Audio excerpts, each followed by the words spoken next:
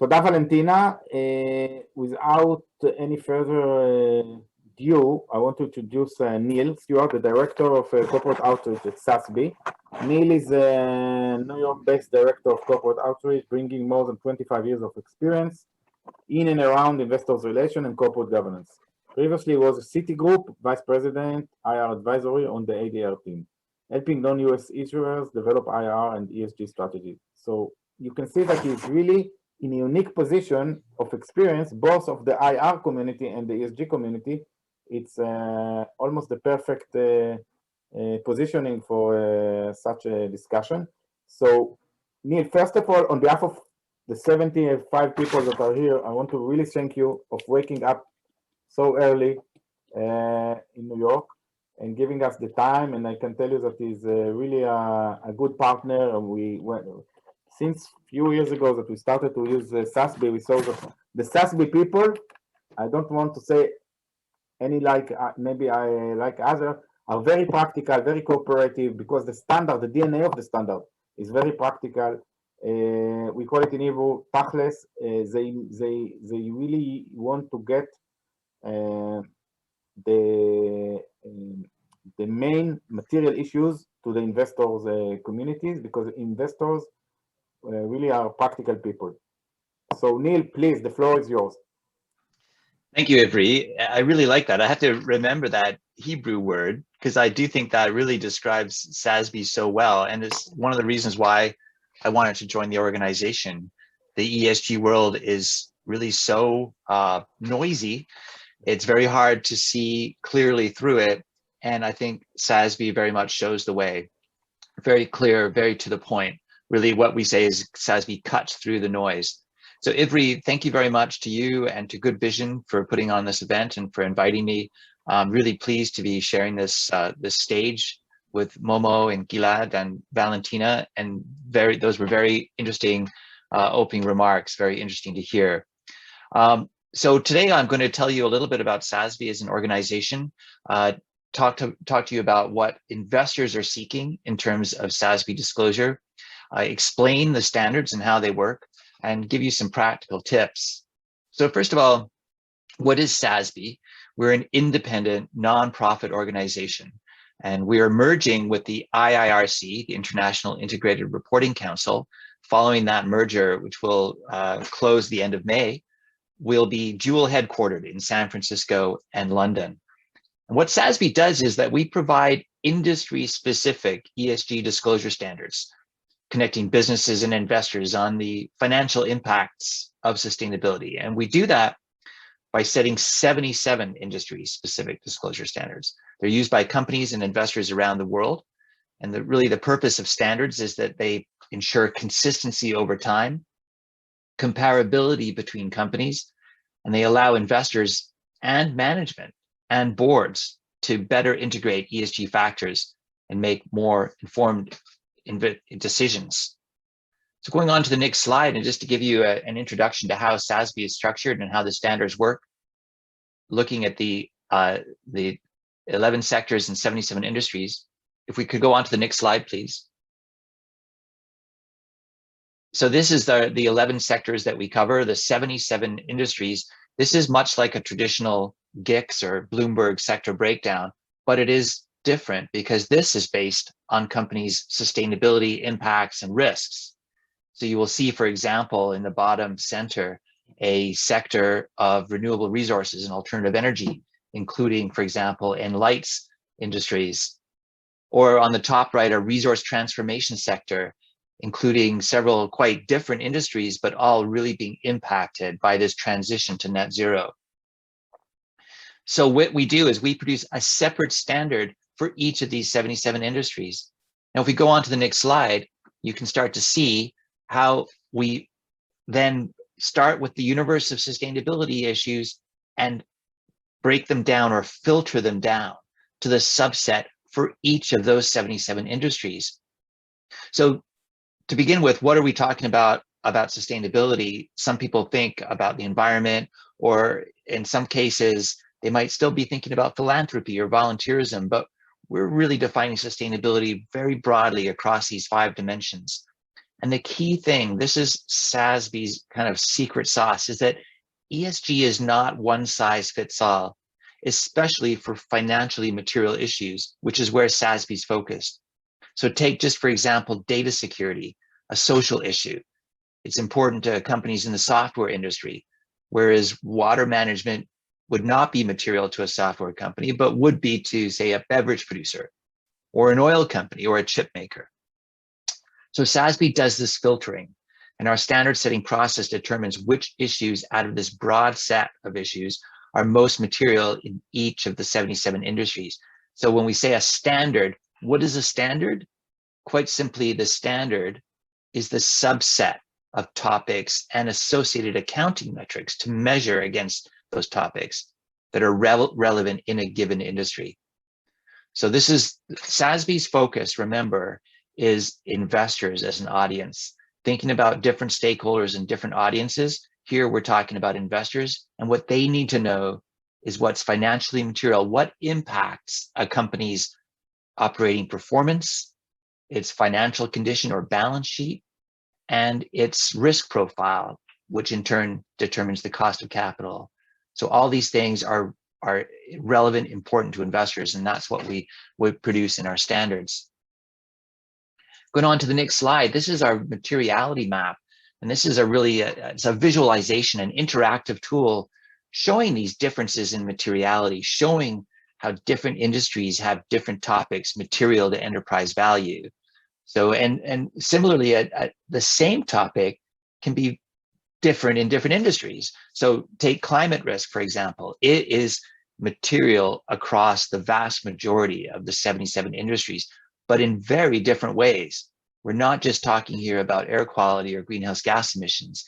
In real estate, investors need to understand the geographic location of vulnerable assets and the energy efficiency of buildings. Whereas, say, in automobiles, you're thinking about the design of fuel efficient vehicles, the fuel efficiency, alternative fuels. That's or in agriculture, it would be impact on crop yields of climate change. So different topics in different industries, and the same topic, but manifesting itself differently in different industries. Now, this materiality mapping, this breakdown of the 77 industries, the 26 issues, and where the materiality lies is being embedded into market infrastructure. We now license this materiality mapping to dozens of data providers, including Bloomberg. I should mention that Bloomberg was one of the founding partners in SASB. Mike Bloomberg was our chairman from 2014 to 2018. Curtis Ravenel was one of our founding board members, and he's now at TCFD Secretariat. Mary Shapiro, who's head of policy at Bloomberg and former chair of the SEC, is our vice chairman or vice chair.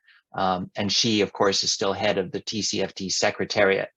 So you can see, and we also, in terms of funding, financial support, Bloomberg Philanthropies is very strong supporter. Now, Bloomberg is a good example of how this materiality mapping is used by data providers. What they're able to do now is take that whole universe of Bloomberg data and filter it according to these metrics and topics. And so for an investor or portfolio manager who wants to assess a company using the SASB materiality mapping, they can do that on the Bloomberg terminal. Going on now to the next slide, and you can see here, this is a summary when it's all distilled down, industry by industry, through our standards development process. The end result is this minimum set, a cost-effective minimum set of disclosures for each industry. The average is just 6 topics and 13 metrics. So we have, across the 77 industries, nearly 1,000 different metrics, industry-specific metrics for each of the 77 industries, an average of just 13 metrics, most of them quantitative, that is calling for some number disclosure. The other way that we ensure the standards are cost-effective is that wherever possible, we align with existing regulations or certifications. You know, it might be ISO, it might be an energy industry regulation or requirement. So very often companies will find that they're already gathering this data, maybe even reporting it, say, to industry regulator or using it internally. What SASB does is now surface this data for investors to use. Now, as a result of this process, we're seeing very rapid adoption. The standards were codified at the end of 2018. And to put it simply, companies and their investors are really supporting the SASB standards because they're industry specific. They link ESG issues to enterprise value creation. That is the financial materiality. And they're developed through this very rigorous due process with market input and public consultation. 44% of SASB reporters are now outside the US, and the pace is accelerating. Last month, we saw a record number of SASB reporters, 155 in the month of March, and that compares to 118 in the whole of 2019. So 155 reporters, 105 of them came from outside the US, so 2/3 from outside the US, genuinely being used globally. So what does a SASB report look like? Very simply, most commonly, it's a table or an index, usually at the back of a sustainability report or as a standalone PDF posted on the website as part of a sustainability reporting suite, sometimes made available as an Excel download, sometimes really sort of built out and with narrative information added around it to make it a true standalone ESG report. But here you see the most common type of format for a SASB report, a SASB table, ideally with the responses, the data right within that table. Now, going on now, and what do investors want? I've told you a little bit about SASB. I want to talk to you about SASB's role and investor demand.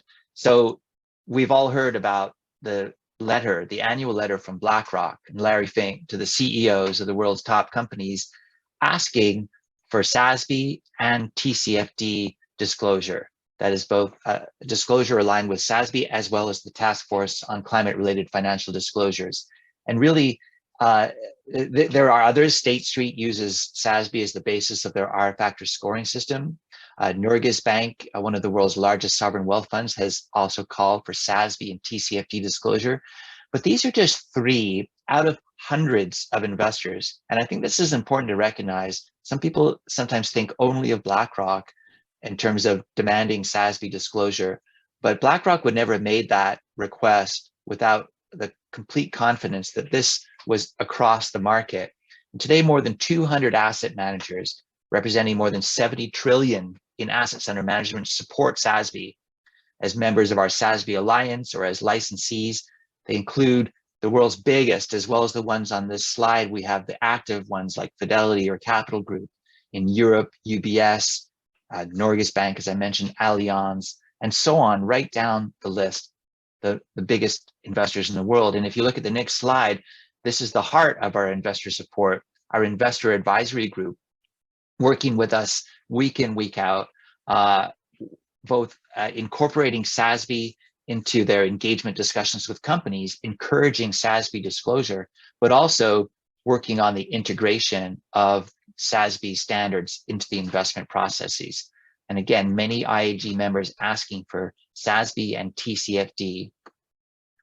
What exactly are investors, what do they want? Why are they asking for TCFD and SASB disclosure? I mean, first of all, remember that both, and going on to the next slide, looking at BlackRock in particular, remember that SASB and TCFD are both built around financial materiality. Both are built with the investor audience in mind. The TCFD, of course, on climate risk, but not industry specific. SASB is industry specific. It has specific metrics and it's right across the ESG spectrum.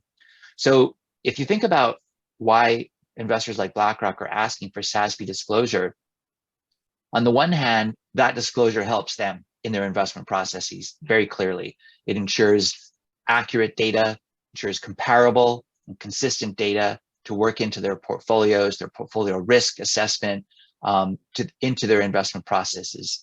But on the other side, when they see companies using SASB, that gives them assurance that that company is focused on the right issues.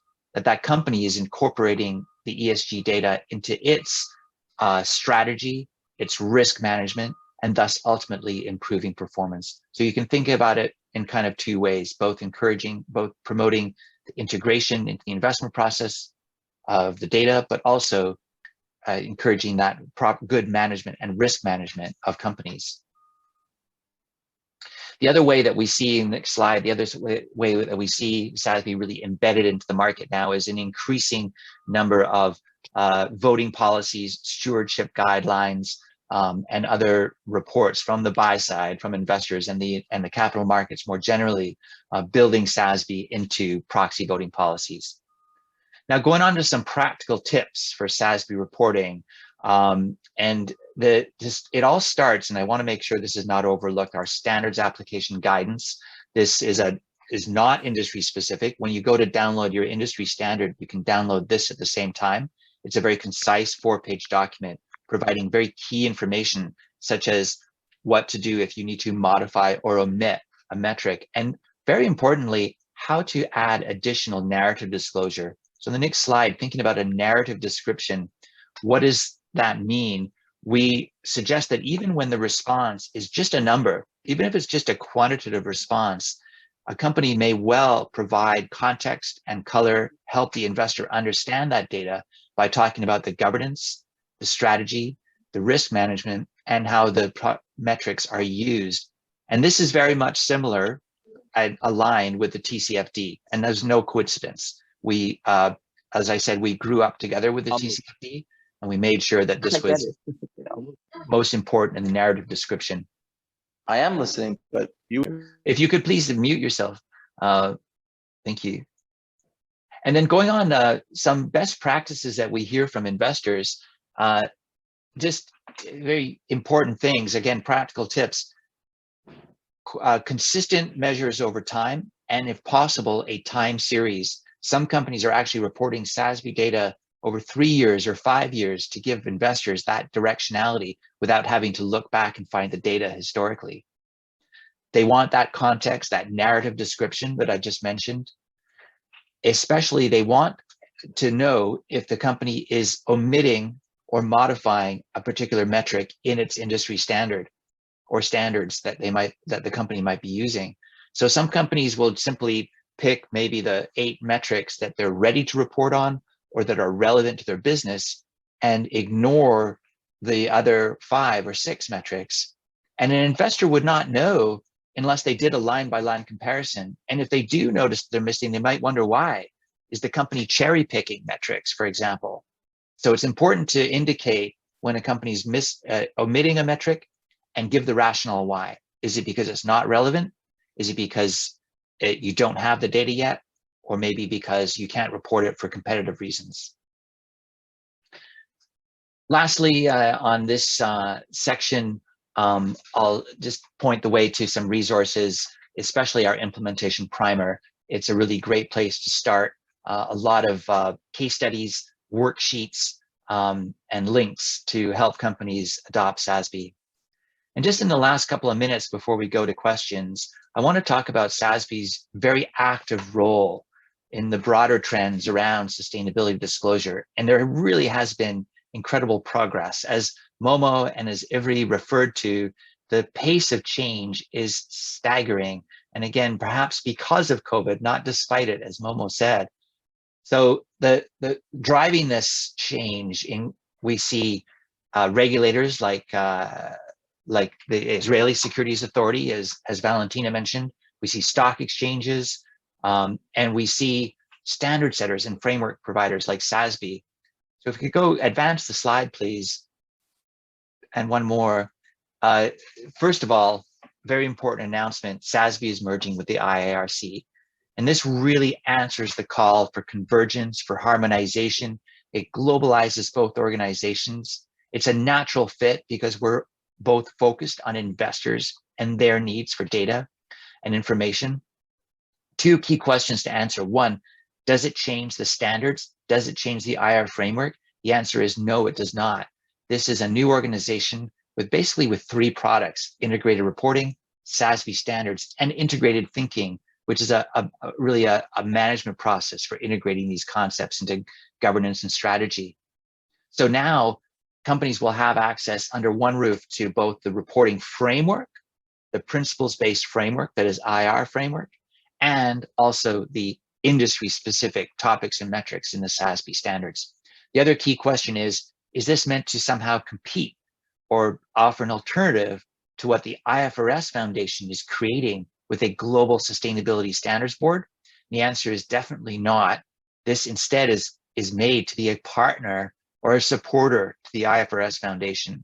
We're ready to provide the foundation, the core, to provide the standard setter itself. Whatever the IFRS Foundation needs to achieve its goals, we stand ready to support that. On to the next slide, and this is just an example, a good example of how standards and a framework like TCFD fit together. So again, a framework like the TCFD is how to report, SASB is what to report, and we fit very well at the heart of TCFD in terms of the industry-specific metrics and targets to go within this broader approach to climate risk.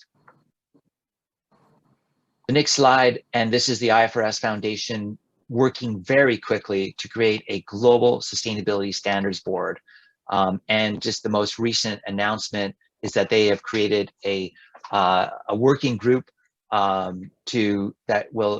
includes SASB and IIRC, that will engage with GRI and provide the technical work in advance of the standards board actually being created. So giving them a head start, a running start throughout this process. IOSCO too, the securities regulators like the ISA have joined together and supported this mission, have also called on this building blocks approach, and have appointed a technical expert group to support the creation. Now, just very quickly, I'll just explain the last two slides what we mean by building blocks. And there is a lot of confusion in the market about how the current system of standards and frameworks can come together to create a coherent system for non-financial disclosure. I won't go into this slide in detail, but maybe the last slide, I could just explain when we talk about building blocks, when IFAC, when IOSCO, when the IFRS Foundation talk about building blocks, what do they mean? What are they setting out to create? First of all, the first layer, the first building block is a global baseline, a global system or a global set of standards focused on investors. If we go back, keep the next slide, please. The last slide on building block approach, this one. Oh, this one is good. Yes, thank you. Mm-hmm. So that first building block is focused on enterprise value. And that's where SASB is. Maybe one more click and we'll see SASB logo appear. Oh, no, I guess we're having a little problem with that. But that foundational layer is where SASB is. The next layer up would be multi-stakeholder reporting, focusing on impact on people and planet. That would be where you find GRI. And then the last layer would be local or jurisdictional requirements, such as, for example, we see currently in Europe with the EU taxonomy advancing Europe's sustainability development goals. So this is what we're working towards, a global system of standards with a sustainability standards board.